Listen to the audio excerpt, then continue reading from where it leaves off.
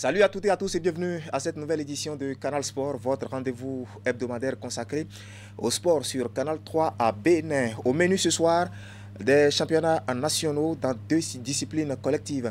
Il s'agit du football et du volleyball qui tiennent encore en haleine le public sportif béninois en cette fin de saison. Nous en parlerons dans un instant. Nous parlerons aussi des sports individuels avec une part belle, bien sûr, au sport de combat. La boxe anglaise et le kickboxing notamment. Et une semaine après les championnats d'Afrique de lutte olympique justement, nous allons revenir sur la moisson du Bénin, surtout la médaille de bronze ramenée au pays par l'athlète Yamine Atiba. Si tout va bien, nous l'aurons.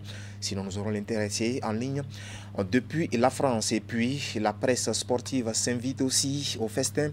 Ce soir, c'est pour parler de la journée internationale de la liberté de presse. L'événement célébré à la date de 3 mai chaque année l'a été en différé au niveau de l'Union des professionnels de la presse sportive du Bénin. Nous ferons un plein feu sur les différentes activités organisées dans le cadre justement de cette célébration. Ce sera avec un membre du bureau de ce creuset. Il est en plateau avec nous ici. Son nom, Marcel Huito. Marcel, bonsoir. Bonsoir à tous, bonsoir à vous. Voilà, au-delà bien sûr de cette casquette, je rappelle que vous êtes journaliste reporter sportif à 24 heures au Bénin. Voilà. Et en face de vous, mon collègue Candide Moueto. Candide, bonsoir. Merci, bonsoir et bonsoir à tous nos téléspectateurs. Voilà, cette émission est mise en lumière par Augustin Vidécon, réalisateur en chef.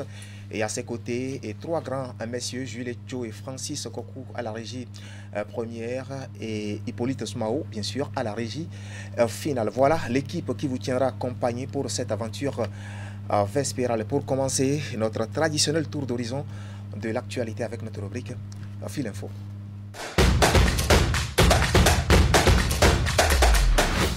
Voilà, Fil Info, comme j'ai l'habitude de vous le rappeler, c'est le factuel de ce qui a fait l'actualité ces dernières heures. Nous allons commencer par le football, l'édition en 2025 de la Coupe d'Afrique des Nations des moins de 20 ans. Aborder ce lundi l'étape des quarts de finale, Candide. C'est bien cela, 4 différentes confrontations programmées pour le compte de ce lundi dans le cadre de l'étape des quarts de finale de cette édition 2025 de la Coupe d'Afrique des Nations des moins de 20 ans. 3 matchs ont déjà été joués. On connaît déjà l'issue de ces 3 différentes confrontations qui ont été jouées. Le Maroc s'est imposé par un score d'1-0 à son homologue de la Sierra Leone. Entre le Nigeria et le Sénégal, le score au thème du temps réglementaire est nul et vierge. Il a fallu aller jusqu'à la fatidique séance des tirs au but pour départager les deux équipes et le Nigeria soit vainqueur de l'exercice avec 3 tirs réussis contre 1. Le Ghana et l'Égypte aussi ont justement fait match nul de 2 buts partout au thème du temps réglementaire. Il a fallu aller à la fatidique séance des tirs au but pour que l'Égypte, pays hôte de cette édition, ne sauve son ticket pour l'étape des demi-finales avec 5 tirs réussis contre 4. La 4e rencontre prévue pour le compte de cette étape des quarts de finale est actuellement en cours entre l'Afrique du Sud et la République démocratique du Congo. Il faut rappeler qu'au thème du temps réglementaire, le score était nul et vierge, donc de 0 but partout.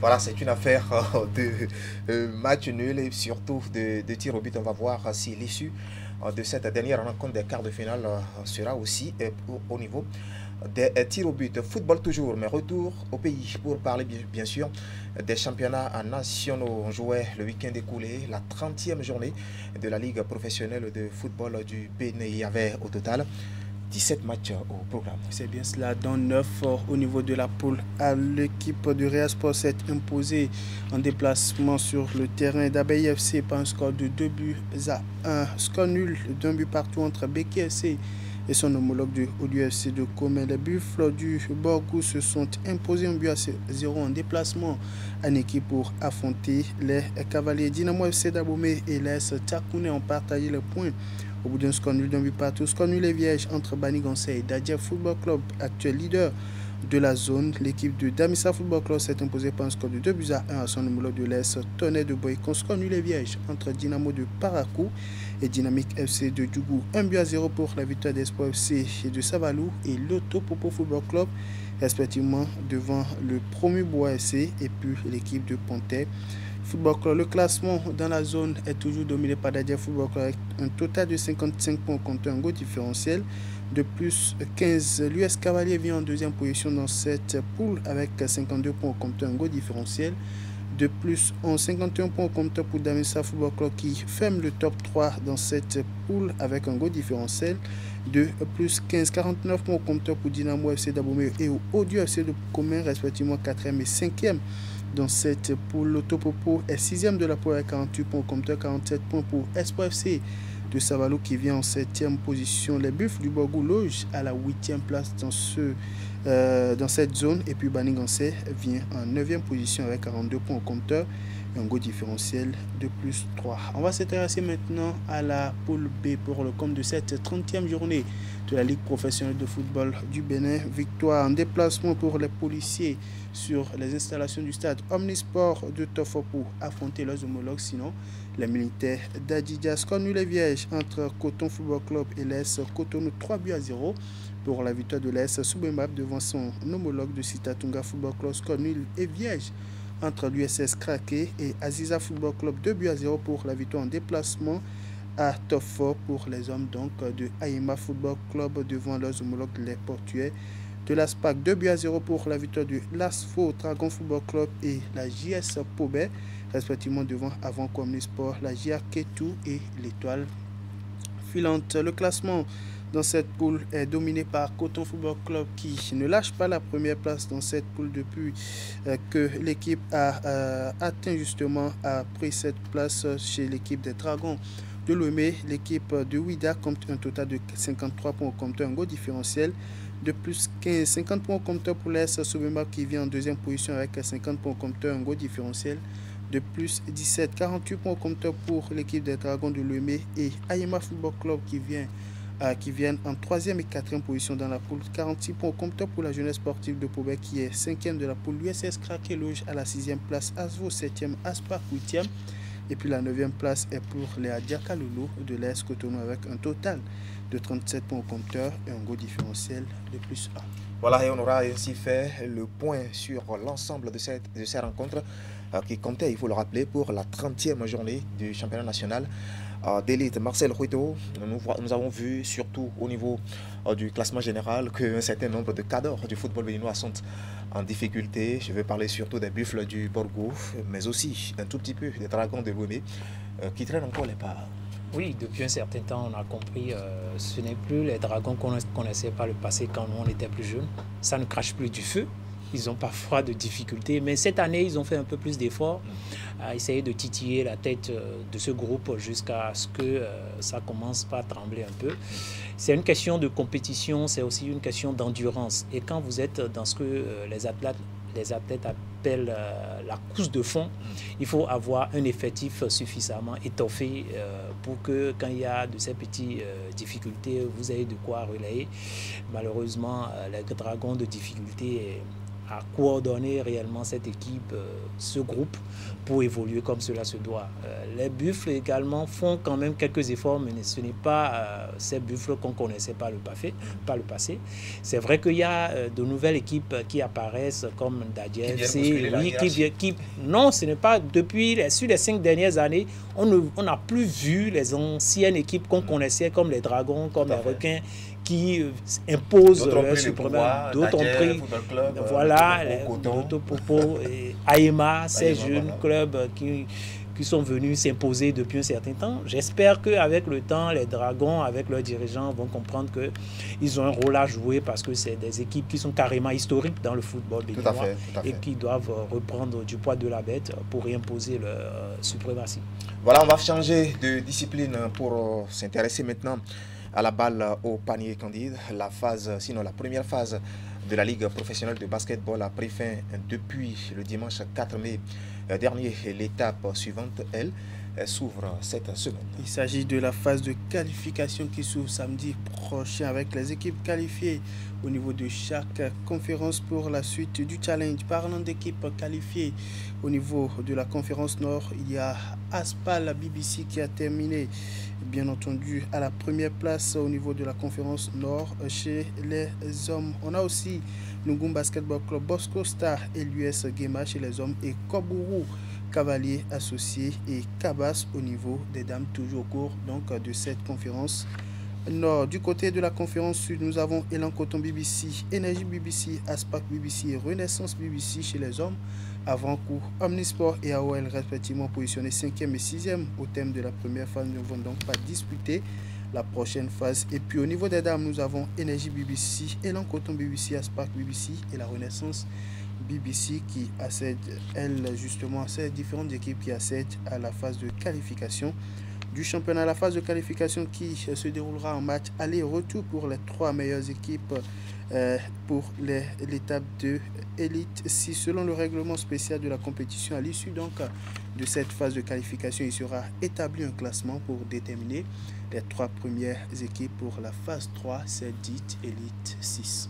Tout à fait. Voilà le plateau donc de cette phase qui s'annonce aussi passionnante. Évidemment. Et Narcisse, on va changer de discipline maintenant, s'intéresser au handball, un sport de mai. La saison 2025 du handball béninois est officiellement lancée. Après la pause, la fédération béninoise de cette discipline au Bénin lance les hostilités pour la compétition, justement pour le compte de la saison 2025 à travers un tournoi de mise en jambe, le tournoi dénommé le Challenge Honorable Malik Gomina. Voilà, et justement, ce tournoi a pris fin ce dimanche avec le sacre de Flowers chez les dames et Eagle chez les hommes. Voici le point. 4 équipes ont donné du spectacle ici au Hall des Arts Loisirs Sports de Cotonou chez les dames pour le Graal du Challenge Honorable Malik Gomina. Au thème d'une première journée assez palpitante, les filles de Flowers habillées dans leur traditionnelle tunique bleu griffée de jaune et blanc défient en finale leurs homologues de l'ASPAC. Une affiche pas des moindres entre 2 écuries habituées à la course au titre du championnat. L'opposition l'a très bien démontré à travers les différentes phases de jeu du côté des 2 équipes. Au coup de sifflet final, ce sont les filles de Flowers Handball Club plus entreprenantes dans les offensives et assez solides en défense qui sortent victorieuses sur un score de 27 à 19. On a eu la chance de suivre leur demi-finale hier contre une autre équipe, Laurier de Ouida. On a compris déjà que l'équipe joue véritablement sur la base arrière. Leur force est la base arrière. Ils jouent moins au niveau des ailes. Donc on a densifié un peu la défense au niveau de la centrale, ce qui leur a complexifié la tâche. Je dirais que manque d'entraînement, ne sont pas encore entraînés. En plus, il y a de nouvelles recrues et tout. Sans entraînement, je pense que ça ne pouvait pas marcher de toutes les façons. Chez les hommes, l'affiche finale a mis aux prises les portuaires de l'ASPAC, vêtus de maillots jaunes et bleus, et les hommes de Eagles Handball Club. Ici aussi, la rencontre a livré un spectacle fou avec des rebondissements dès les premières minutes. Mais les bleus et blancs ont su maîtriser leurs adversaires jusqu'au coup de sifflet final et s'imposent avec 10 points d'écart. Score à l'arrivée, 39-29.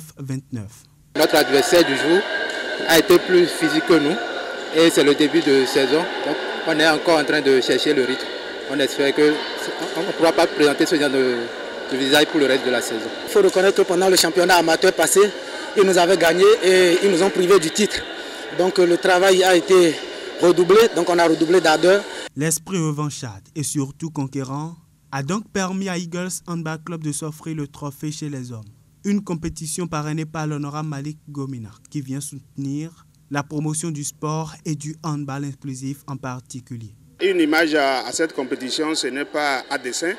On a juste choisi comme ça. C'est un ami à nous qui a voulu quand même mettre un peu de sous pour qu'on puisse démarrer la compétition. J'ai vu toutes les équipes ont produit du bon jeu. Donc à ça, je n'ai rien à dire, sauf merci à tous ceux qui ont contribué d'une manière ou d'une autre pour la bonne réussite de cet événement. Le Challenge Honorable Malik Gomina lance ainsi la saison 2025 du handball béninois. Ce tournoi a servi de plateau d'évaluation pour les différentes équipes masculines et féminines qui y ont participé en vue de l'amélioration des performances avant les différents championnats nationaux. Volleyball à présent, ce week-end, on a assisté aux différentes rencontres de la 3e journée de la phase retour du championnat professionnel chez les dames. Entre autres résultats, la victoire 3-7 à 1 de Alada Olympique devant son homologue de Jiba, Omnisport 3-7-0 pour Finance VBC devant son homologue de l'Est Cotonou et même score pour la victoire de l'Est Police Républicaine devant son homologue de Vessus chez les hommes, Et bien entendu, chez les dames maintenant pour le compte de cette troisième journée de la phase retour du championnat professionnel de volleyball du Bénin. Alada Olympique 7 incliné 1-7 contre 3 devant son homologue de Jiba. Omnisport Dynamique VBC 7 aussi imposé par un score de 3-7-1 devant son homologue de la JSPA. Et puis Quinza VBC 7 imposé 3-7-0 à son homologue de Amazon. On va changer de discipline. Maintenant, on assiste allons vers le sport de combat. Ce week-end, le kickboxing, sinon les kickboxers de plusieurs pays de la sous-région étaient à Cotonou pour la deuxième édition du gala international Africa Open Combat. Ceci après la première édition tenue à Abidjan, Côte d'Ivoire. Il s'agit d'un rendez-vous sous-régional de kickboxing organisé au Bénin par la Fédération béninoise de la discipline. Il a réuni une vingtaine d'athlètes qui ont compéti pour des ceintures et des médailles. On va suivre ici le résumé. Ce sera un jeu qui ne sera pas de l'amusement.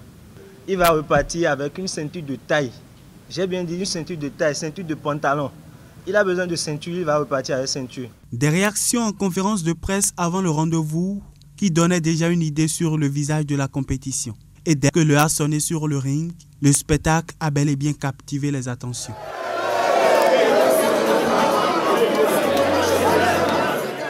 Autour du ring, les passionnés du noble art du kickboxing en particulier ont assisté à 9 différents combats à médailles, enlevés de rideaux dont 2 au niveau des dames. Ici, chaque kickboxer et kickboxeuse dispose de 3 rounds pour dominer son adversaire. Dans cette épreuve, les athlètes béninois se sont en majeure partie illustrés. L'exemple de Roujdan Bozerwe qui a vu son adversaire passer à l'abandon avant le dernier round. L'adversaire il ne faisait pas les combinaisons. Quand il fait 2 combinaisons, il s'arrête. Donc moi, je contre-attaque très rapidement. Je ne lui ai pas laissé le temps pour se reposer. Donc quand je vois des vidéos, voilà, j'enchaîne avec mes combinaisons. Et je pense que c'est ce qui a fait que voilà, le combat s'est vite terminé. Moi, j'ai commencé un peu trop fort les 2 premiers rounds, ce qui a fait que ça a complètement bouffé mon souffle. Et au 3e, c'était... L'autre, elle a compris que j'étais fatiguée, elle a essayé de remonter. Mais je pense que comme j'avais déjà appris les 2 premiers, c'était difficile pour elle de gagner le combat à la fin. Les 2 combats majeurs de cette deuxième édition du Gala international sont les 2 main events annoncés. Le premier est le duel entre l'Ivoirien Forgo Aboubakar et le Béninois Aruna Olatunde pour la ceinture du vainqueur. Un duel âprement disputé dont au thème des 3 rounds, c'est le kickboxer ivoirien qui est désigné vainqueur et s'empare de la ceinture.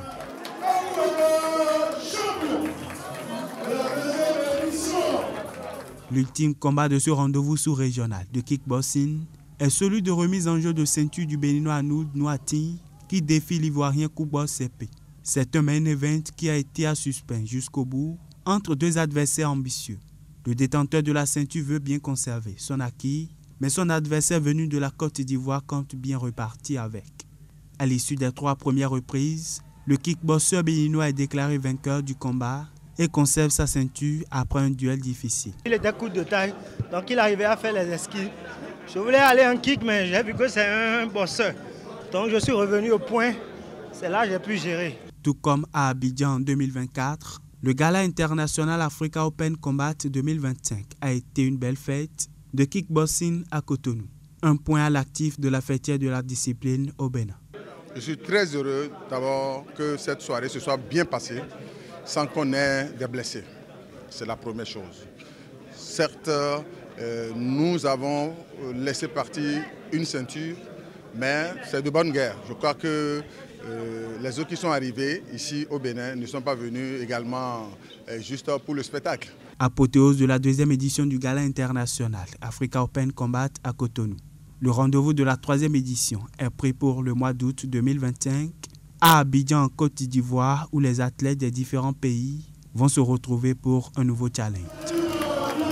Voilà, belle moisson donc du Bénin à l'issue de ce gala international. Toujours pour ce qui concerne les sports de combat, il faut dire que la Fédération béninoise de boxe, elle a fait don d'équipements sportifs à des clubs affiliés. C'est bien sur ce qui s'est passé ce matin au siège de l'instance dirigeante du Noble A au Bénin.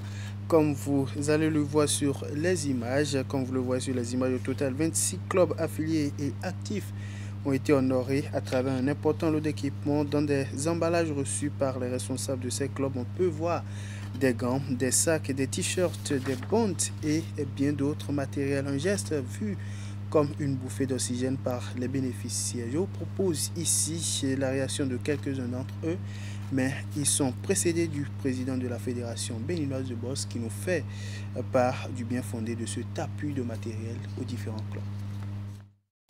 Parce que vous nous honorez. Et de ce fait, puisque vous nous honorez, nous devons vous honorer en retour.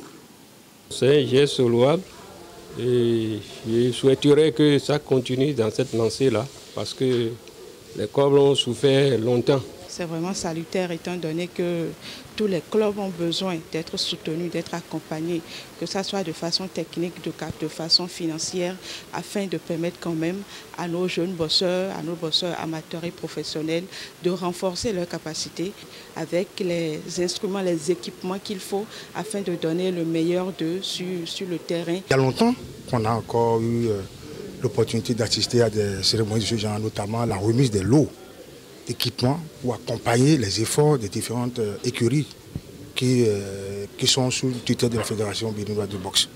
Alors pour moi, c'est venu à point nommé, renforcer, et comme je l'ai dit, les efforts des responsables de clubs. Parce que vous savez, dans notre milieu, on n'a pas de financement, parce qu'on en a tellement besoin. Moi, je profite de l'occasion pour remercier le comité exécutif, dirigé par Pierre-Léonard Envie, qui en train d'entreprendre quelque chose de professionnel, désormais au niveau de la boxe béninoise. Et je crois que nous ferons bon usage de ce matériel et vous aurez les impacts lors des différents championnats organisés par la Fédération béninoise de boxe. Au-delà de cette cérémonie de remise d'équipements aux différents clubs, les acteurs de la boxe béninoise se sont retrouvés pour échanger sur un certain nombre de sujets liés à la santé du noble art au Bénin. Pierre-Léonard Envie nous parle ici des objectifs de cette assise. Nous avons bien voulu discuter de l'actualité avec vous sur la discipline pugilistique, histoire que nous puissions être tous au même niveau d'information.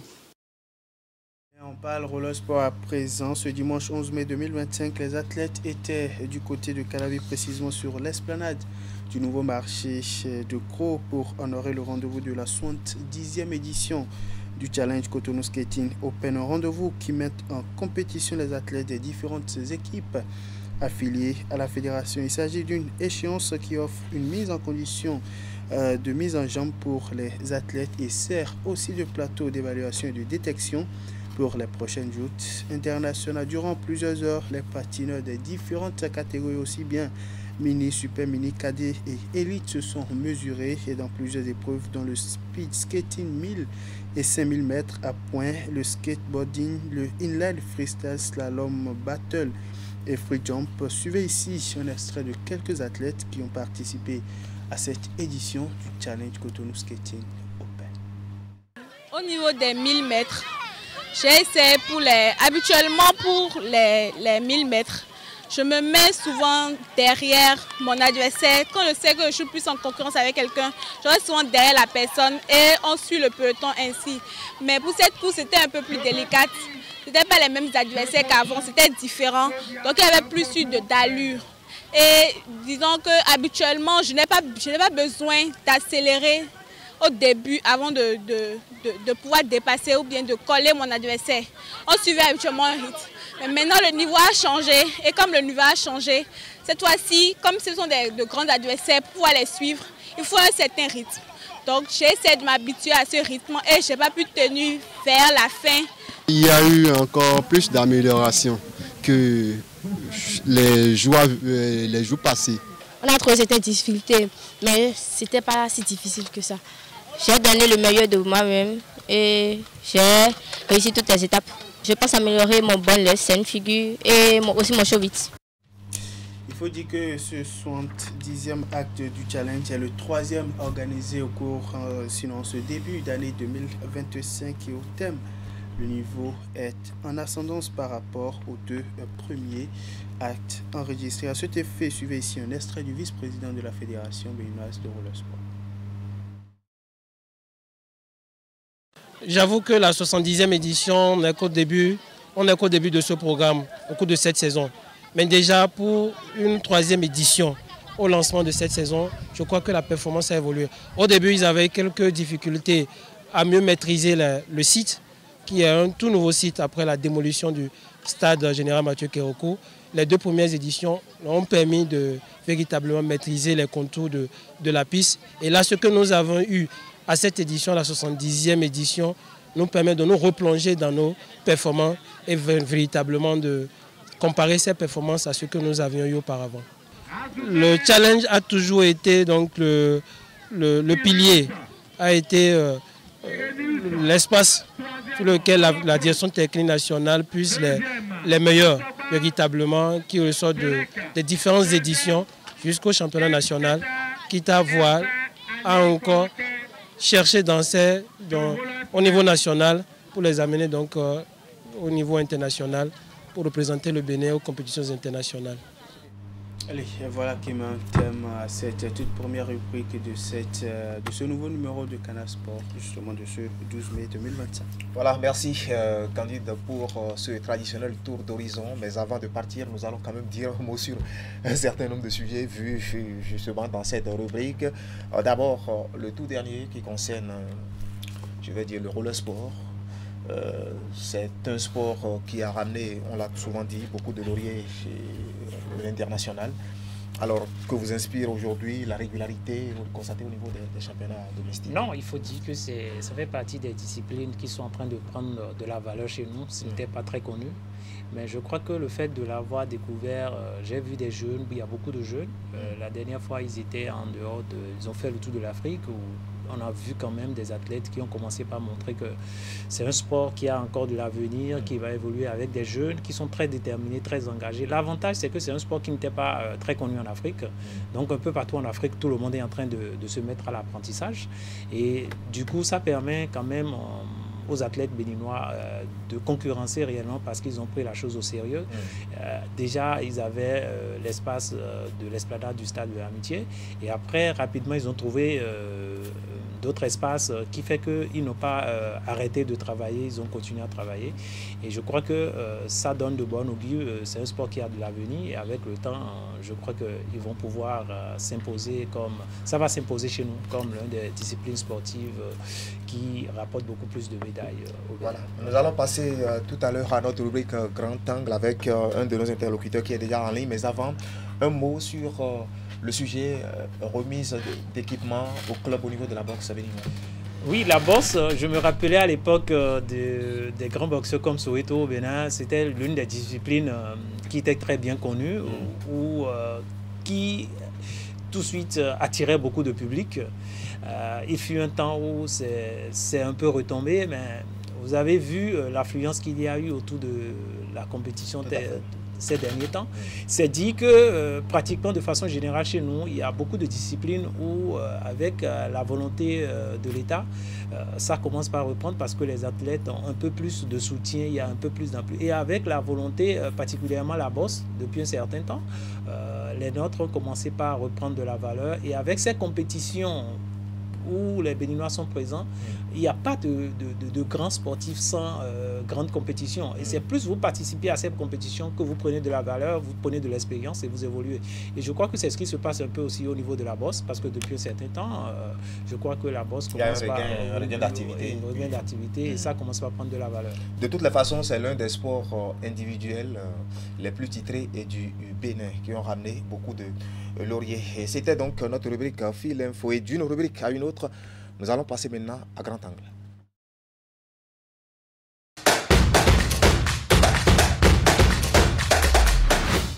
Voilà, Grand Angle, c'est notre rubrique qui s'ouvre souvent chaque semaine sur les sportifs pour parler de leur performance. Et celui qui nous intéresse ce soir C'est un tout nouveau champion d'un pays de football aussi, la Roumanie.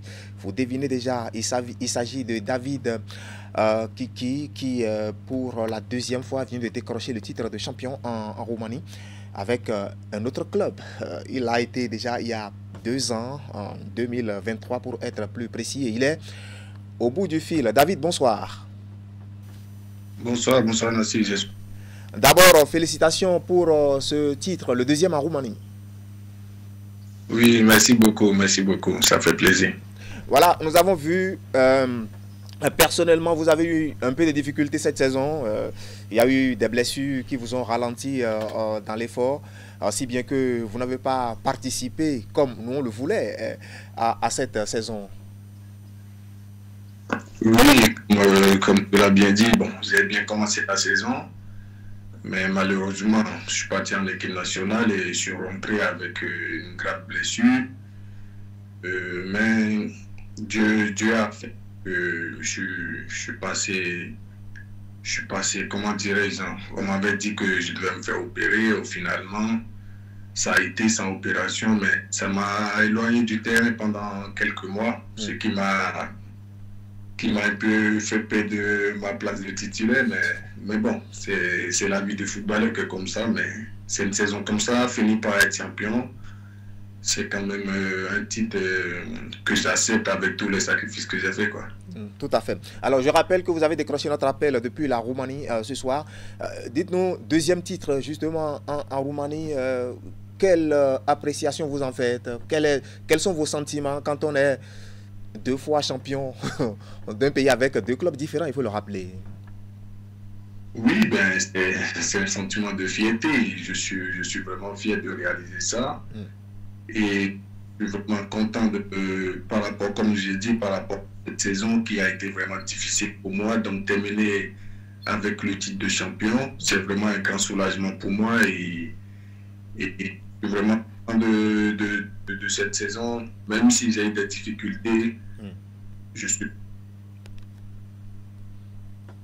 Quelques difficultés liées bien sûr à votre au déficit physique, mais quand au bout de l'effort, quand on vient avec 2 titres de champion, personnellement, on est satisfait. Du coup, vous allez avoir des ambitions de reprendre votre place de titulaire la saison prochaine. Bien sûr, c'est ça, parce que je suis venu ici, on m'a fait venir ici pour ça. Donc, ce qui a été bien commencé, malheureusement pour moi, mais c'est qu'une partie remise et c'est comme ça dans le football. J'ai ma revanche à prendre la saison prochaine, quoi. La revanche face à une grosse concurrence, parce que je rappelle, dans votre secteur de jeu, c'est un secteur bien étoffé avec de grands joueurs. Vous n'avez pas d'appréhension, hein? Non. Ici, je suis dans un grand club, je suis dans le plus grand club de la Roumanie, donc forcément, on va jouer les qualifications pour Ligue des Champions. On a fait l'Europa cette saison. Donc c'est un grand club avec beaucoup d'ambition. Donc forcément, l'effectif est plus étoffé avec plus de joueurs de qualité. Donc c'est comme ça pour les clubs qui veulent jouer les premiers rôles. Et quand on signe dans un club comme ça, on sait très bien pourquoi on a signé. Donc on est là pour se batailler et pour pouvoir gagner sa place. Donc comme je l'ai dit, cette saison ça a été compliqué, mais la saison prochaine, je vais remettre le bouchon doux pour pouvoir occuper ma place de titulaire, quoi. Voilà, on va revenir à cette couronne, justement. C'est vrai que c'est récent, c'est seulement le week-end écoulé, mais vous avez eu déjà des réactions de votre entourage et surtout de vos coéquipiers en sélection? Oui, mes coéquipiers m'ont félicité. Et certains m'ont appelé, j'ai même eu le coach et tout qui m'a félicité. Donc il y a beaucoup de gens qui m'ont félicité parce qu'ils savent très bien quelle saison j'ai vécue, donc ils sont contents pour moi, quoi. Voilà, il y a une échéance qui vient dans à peu près 7 mois, la Coupe d'Afrique des Nations de football. Vous y pensez toujours? Comme vous le savez très bien, comme vous le pensez, tous les joueurs, on y pense. On y pense et je dirais que tout le monde est hâte d'être présent là-bas, d'être prêt. Donc, on a encore du temps pour pouvoir travailler et bien se mettre physiquement en jambes pour être prêt pour cette échéance que tout le monde attend avec impatience. Voilà. Avant de vous laisser partir, en prélude justement à cette compétition dont on parle, on a annoncé une rencontre amicale internationale contre le Maroc au mois de juin prochain. Vous serez prêt physiquement pour cette rencontre? Oui, physiquement, je serai prêt. Vous savez, dans les clubs, même si on ne joue pas régulièrement, on a les entraînements tous les jours. Et les entraînements, on est dans un club professionnel, tout est mis à disposition pour travailler avec les préparateurs physiques à côté, donc pour être prêt. Donc, je serai prêt physiquement. Et en plus de ça, le coach il a anticipé par rapport à certains joueurs comme moi qui n'ont pas beaucoup joué, de venir plus tôt à Cotonou pour pouvoir se regrouper 10 jours, 15 jours avant ce match-là pour pouvoir travailler physiquement avec le préparateur physique de l'équipe nationale. Donc, je pense que ce soit moi ou les autres joueurs qui n'ont pas beaucoup joué cette saison, on serait prêts. D'accord. Alors, je ne vais pas abuser de votre temps. Je rappelle que cette interview, nous ne l'avons pas préparée. Je vous ai pris juste sur le vif. Ce n'est pas quelque chose de préparé. Merci surtout pour votre disponibilité. Mais avant de partir, un mot à l'endroit du public sportif béninois. Merci beaucoup à toi. Ouais, mais tu sais très bien que je suis toujours prêt. Si je suis disponible et tout, je réponds toujours présent. Ce que j'ai à dire au public béninois, c'est que on a vraiment hâte de les rencontrer parce qu'ils nous ont vraiment manqué depuis ce temps-là. Ils nous ont vraiment manqué parce que ça fait des années qu'on n'a pas joué de public. Et malheureusement, en juin, on ne va pas jouer au stade général Mathieu Kérékou, mais je pense que c'est une partie remise, mais on est pas content de ce stage-là, de pouvoir rencontrer quelques supporters, discuter et de revivre ce qu'on a revu ce qu'on a vécu pendant des années au Bénin avant de partir. Donc on est vraiment hâte de revenir à Cotonou. Ouais. Voilà, merci David Kiki. Je rappelle que vous êtes un footballeur international béninois, latéral gauche, c'est votre poste de métier et que vous venez de décrocher un deuxième titre de champion en Roumanie, grand pays de football, maintenant avec le club Steaua Bucarest qui est le plus grand club dans ce pays. Merci pour votre disponibilité et à bientôt. Merci beaucoup à vous aussi et à bientôt. Bonne soirée à tous. Voilà, retour sur ce plateau, Marcel Ruito. Un mot sur cette performance de David Kiki. C'est vrai que c'est un sport collectif, le football, mais il a joué sa partition. Oui, il a joué sa partition, surtout pour ce club-là que je connais très bien, Steaua Bucarest. Si vous pouvez vous rappeler des joueurs comme Hadji, qui ont commencé avant de se retrouver à Barcelone. C'est de très grands joueurs qui ont commencé du football en Roumanie. C'est pour dire que c'était un grand club qui faisait partie de ce club à l'époque qui jouait les premiers rôles, surtout dans la Ligue des Champions, mais qui avec le temps ont perdu de la valeur par rapport à certains grands clubs, surtout de l'Europe de l'Ouest. Mais je crois que pour nous, Béninois, de voir un des nôtres dans un championnat comme ça, c'est déjà une chance parce que même la plupart des joueurs africains, quand ils vont dans ces pays, ça leur permet de prendre de la valeur et d'évoluer progressivement afin de revenir dans ces championnats d'élite, surtout ces grands championnats d'Europe. Et je crois que David, il est en train de faire quand même un très bon parcours. Il est venu pratiquement pas très connu en sélection et depuis un certain temps il a commencé par s'imposer. Aujourd'hui, s'il faut parler des cadres de la sélection nationale, je crois qu'avec le nombre, il en fait partie parce qu'il a pris le temps de connaître cette équipe, de s'habituer et maintenant il est en train de faire son petit bonhomme de chemin. Je crois que c'est le moment de lui souhaiter bonne chance et surtout du courage. Voilà, merci. Et donc c'était notre rubrique Grand angle. Nous allons passer maintenant à une autre discipline. Il s'agit bien sûr de la lutte africaine, la lutte olympique, autant pour moi. Et nous avons été rejoints sur ce plateau par le directeur technique national de la Fédération béninoise de lutte. Voilà, donc on va parler un tout petit peu d'une actualité qui a fait vibrer le public sportif béninois ces derniers jours. Il s'agit bien sûr de la performance d'un athlète, Yamin Achiba, au championnat d'Afrique de la lutte olympique. D'abord, cette performance, ça vous inspire quoi en tant que DTN? merci M. Alossé. En tant que DTN, c'est une performance que nous attendons il y a très longtemps par rapport au championnat d'Afrique de la lutte olympique. Et étant athlète avant de devenir entraîneur DTN, à chaque championnat d'Afrique, je frôlais cette médaille de bronze. Donc ce jeune a fait une fierté, il l'a ramené pour nous, d'abord pour moi et pour tout le Bénin. Donc c'est vous qui l'avez donné les astuces alors aussi pour quelqu'un qui a déjà frôlé cette médaille. Non, il a travaillé, il a travaillé. Nous avons fait sa détection dans un championnat de France par le biais d'un entraîneur congolais qui m'a contacté et qui m'a dit voici un Béninois ici en train de lutter. Donc directement j'en ai parlé au président, notre président M. Azifan Yves, et qui m'a dit bon, reste en contact avec lui, contacte son coach, ses parents, etc. C'est comme ça nous sommes rentrés en contact. Donc normalement on l'a mis en observation depuis 2024. Voici, c'est pas du leurre. C'est pas, il ne faudrait pas qu'ils viennent nous vendre du rêve, voilà.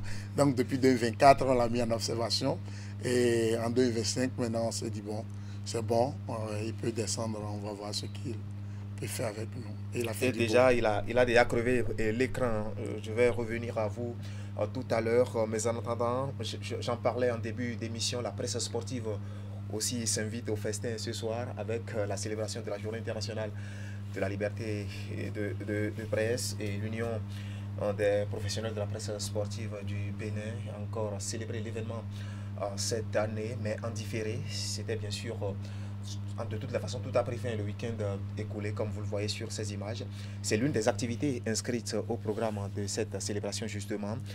Ça, c'est une soirée de gala où des anciennes gloires de la presse sportive au Bénin ont été honorées sur la liste. Un certain Félix Soné Pépéripé, Mofliadi, René Bewa, pour ne citer que ceux-là, mais à titre posthume, des gens comme François Mensan, qui a pris par ici, Guy Galbert à 8 ans. De toute façon, vous voyez ceux qui sont encore en vie, vous les voyez défiler là à l'écran. Alors, dites-nous, je vais dire, un exploit réédité pour l'Union des professionnels de la presse sportive du Bénin. Ah oui, je viens de revoir les images et ça me fait sourire. On ne s'attendait pas à réussir cet événement de cette façon. L'idée était venue cette fois-ci, surtout pour, si vous me permettez d'appeler ça le dernier tableau, d'une série d'activités qu'on a eues.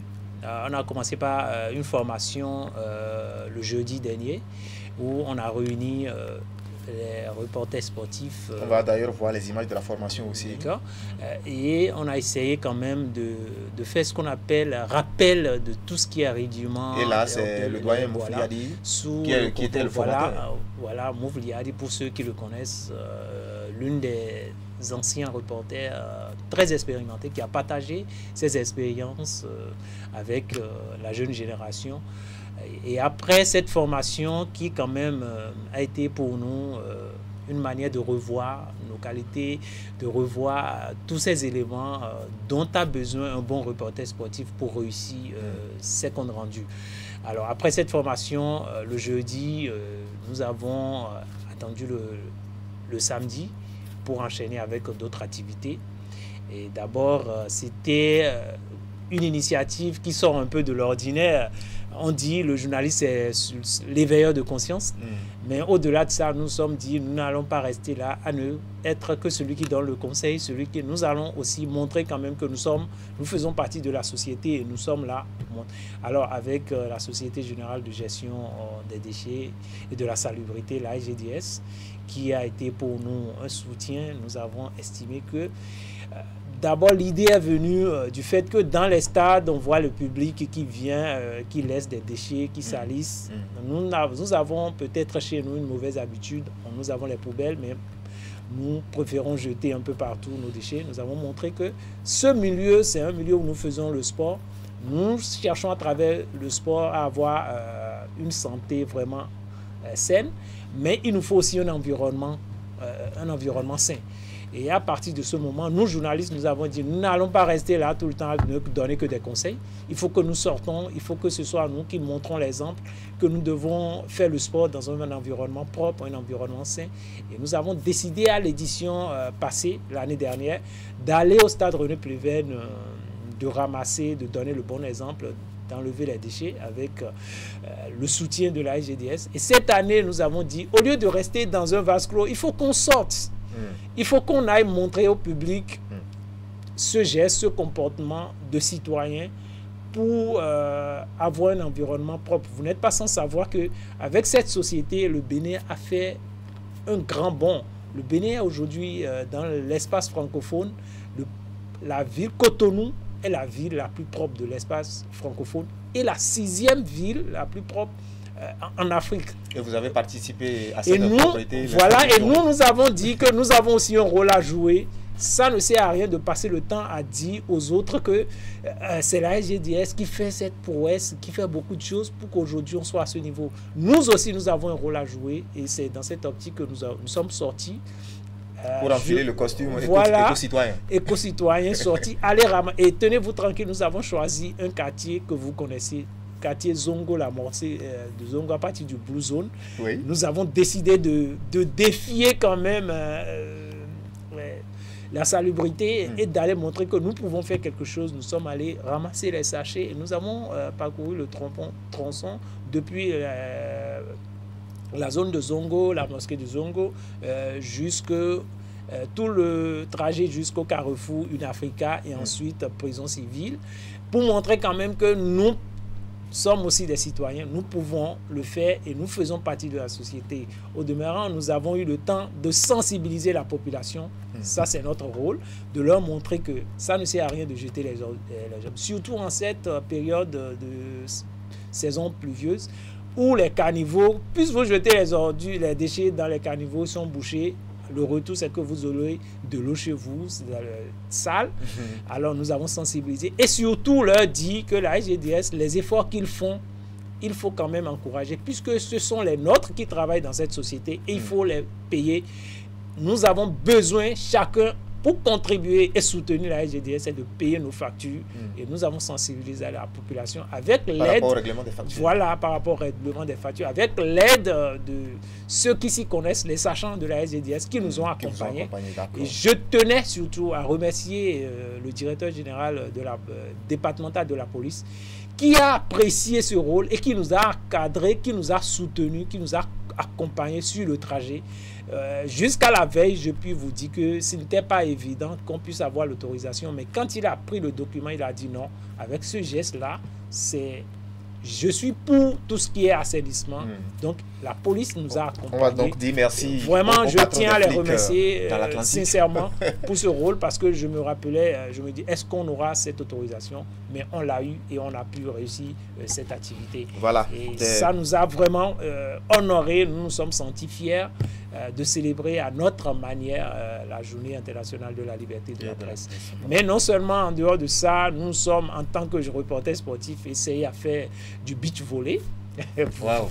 Si, ça, on n'est pas là seulement pour commenter, pour informer. Bon, en somme, il y a eu beaucoup d'activités au cours de... Oui, nous en avons eu 4 en dehors de la formation, l'assainissement, et après nous sommes allés nous essayer un peu au beach volley. Et à la fin, nous avons pensé que nos aînés qui ne sont plus devant les écrans, qui n'ont plus leur plume, qui maintenant sont à la retraite, il ne faut pas forcément... Il faut les honorer. Nous allons revenir à cette actualité, mais donnons priorité au direct. Je parlais tantôt de Yamin Chiba. Il est en ligne pour ses premières armes sous les couleurs nationales, justement. La régie me fait signe qu'il n'est pas encore en ligne, mais si tout va bien, nous allons le prendre. Mais déjà, une médaille de bronze à ces championnats d'Afrique, c'est une performance jamais réalisée par le Bénin. Vraiment, c'est une performance jamais réalisée par le Bénin, surtout en lutte gréco-romaine. En lutte gréco-romaine, ça ne fait pas partie de nos pratiques déjà. Nous faisons la lutte olympique. Je vais vous expliquer, la lutte olympique a 3 volets. Il y a la lutte féminine dedans, la lutte libre et la lutte gréco-romaine. Donc c'est une spécialité que le Bénin ne le fait même pas dans la lutte olympique. Et cette fédération a une grande chance et elle préparait plutôt des médailles il y a très longtemps. Et nous avons commencé l'année déjà avec 2 médailles. De l'autre côté d'Abuja, qui étaient les Jeux de la CEDEAO, les Jeux de Tola, on était rentré avec les médailles. C'est la région ouest-africaine. Voilà. Et, le Bénin n'a jamais été champion en équipe aux Jeux de CEDEAO. Et c'est la première fois. Et cette fois aussi, de l'autre côté de Casablanca, en gréco-romaine, en lutte de gréco-romaine, nous avons reçu la médaille de bronze par le biais de l'athlète Ashiba, qui fait vraiment une grande fierté pour la fédération et pour tout le monde actuellement. Voilà. Au-delà, bien sûr, de la performance sportive, la fédération a été aussi honorée du point de vue administration, avec l'entrée dans une commission du président de la Fédération béninoise de la discipline.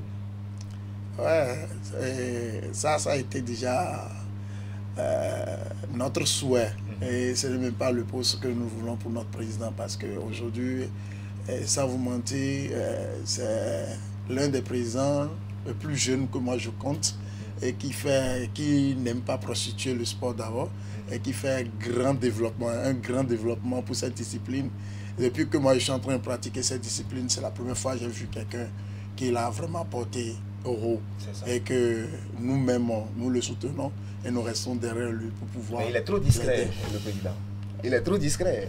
La presse court derrière lui quand même pour une certaine visibilité, mais on le trouve un peu discret. Non, il n'est pas discret. Il attend les résultats. Vous savez quoi? Quand on plante l'arbre, on attend, on arrose, et c'est quand ça ne commence pas à donner des fruits à ce moment qu'on peut se fonder. Donc vous ne voulez pas faire du bruit autour de vos résultats pour le moment? Du tout pas pour le moment. D'accord. Voilà, nous sommes pratiquement à la fin de cette aventure vespérale. Avant de partir, je vais quand même vous prendre un dernier mot. Dites-nous. Moi, j'ai beaucoup à remercier le ministère des Sports pour les efforts, parce qu'on ne le sentait pas avant. Aujourd'hui, c'est un grand merci, mais ça reste encore à faire. Aujourd'hui, si Ashiba est venu nous prendre cette médaille de bronze, c'est parce qu'il est dans les meilleures conditions. La fédération, avec son président et toute l'équipe, ils font ce qu'ils peuvent faire, mais ils ne peuvent que donner ce que la belle femme peut donner. Je reviens parler des tapis. Je reviens parler des tapis parce que de l'autre côté de Casablanca, ce n'était pas seulement Ashiba qui était le seul athlète. On avait 3 athlètes. On avait une fille du nom de Kawiyat Issifou et l'autre de Boni Iliassou. Et vous voyez, aujourd'hui, cette lutte se pratique sur un tapis réglementaire. Et jusqu'à ce jour, nous n'avons pas encore un tapis. Le ministre vous entend. Donc, il va certainement réagir. Marcel, nous allons partir avec un dernier mot. Oui, tout le plaisir est pour moi d'être ici. Je n'ai pas vu les 60 minutes passer très vite. J'aurais souhaité encore rester quelques minutes de plus. Mais je voudrais dire quand même que nous avons réussi notre activité. Mais ce n'est pas fini, s'il vous plaît. Il y aura une dernière formation que nous allons... Si, à Porte-Novo pour nos reporters, nos confrères qui sont à Porte-Novo. Ce sera le 23 prochain. Et j'espère... tout ce que nous faisons, ce n'est pas encore parfait. Notre objectif, c'est de faire en sorte que cela puisse grandir et prendre encore plus de valeur. Et j'espère que l'année prochaine, nous serons encore au rendez-vous avec beaucoup plus d'activité. Donc, on vous souhaite bon vent pour cette association. Je rappelle, c'est l'Union des professionnels de la presse sportive du Bénin. Et merci de nous avoir tenu compagnie pendant ces 60 minutes de sport sur Canal 3 Bénin. Tout le plaisir, bien sûr, a été. Et pour nous, on vous donne rendez-vous lundi prochain dès qu'il sonnera à 21h. Bonne soirée à toutes et à tous et sportivement vôtre.